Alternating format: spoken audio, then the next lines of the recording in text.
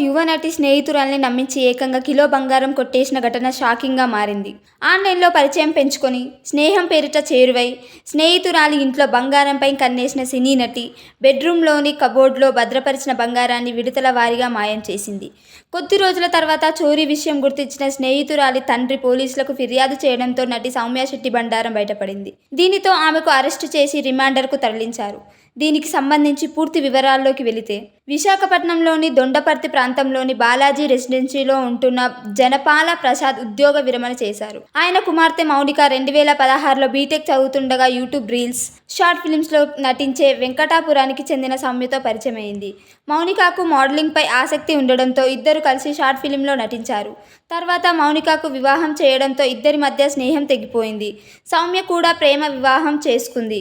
ఇటీవల మౌనికకు పాప పుట్టడంతో ఇన్స్టాగ్రామ్లో ఫోటోని పోస్ట్ చేసింది. సౌమ్య శెట్టి ఆ పోస్ట్ను చూసి కామెంట్ పెట్టింది. దీంతో ఇద్దరి మధ్య మళ్లీ స్నేహం చిగురించింది.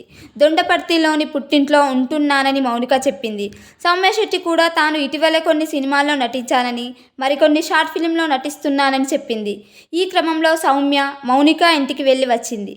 అయితే బంధువుల ఇంట్లో శుభకార్యం ఉండడంతో మౌనికతో పాటు ఆమె తల్లిదండ్రులు బంగారు ఆభరణాల కోసం కబోర్డు తెరిచారు. ఆభరణాలు కనిపించకపోవడంతో పోలీసులకు ఫిర్యాదు చేశారు. పోలీసులు కేసు నమోదు చేసి వివరాలు సేకరించారు. తరచూ ఇంటికి వచ్చి వెళ్లిన వారిలో సౌమ్య శెట్టి ఉన్నట్టు చెప్పడంతో పాటు ఆమె పలుమార్లు వాష్రూమ్కి వెళుతానంటూ మాస్టర్ బెడ్రూమ్లోకి వెళ్లి డోర్ వేసుకునేదని చెప్పారు. దీంతో పోలీసులకు ఆమెపై అనుమానం వచ్చింది. ఆమె బ్యాంకు ఖాతాల వివరాలను సేకరించి లావాదేవీలను పరిశీలించారు.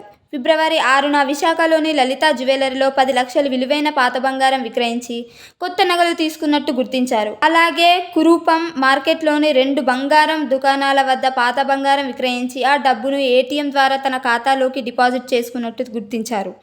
దీంతో సౌమ్య శెట్టిని అదుపులోకి తీసుకుని విచారించగా మొదట తనకేమీ తెలియదని చెప్పింది. పోలీసులు ఆమె లావాదేవీలను బయటపెట్టడంతో నేరాన్ని అంగీకరించింది.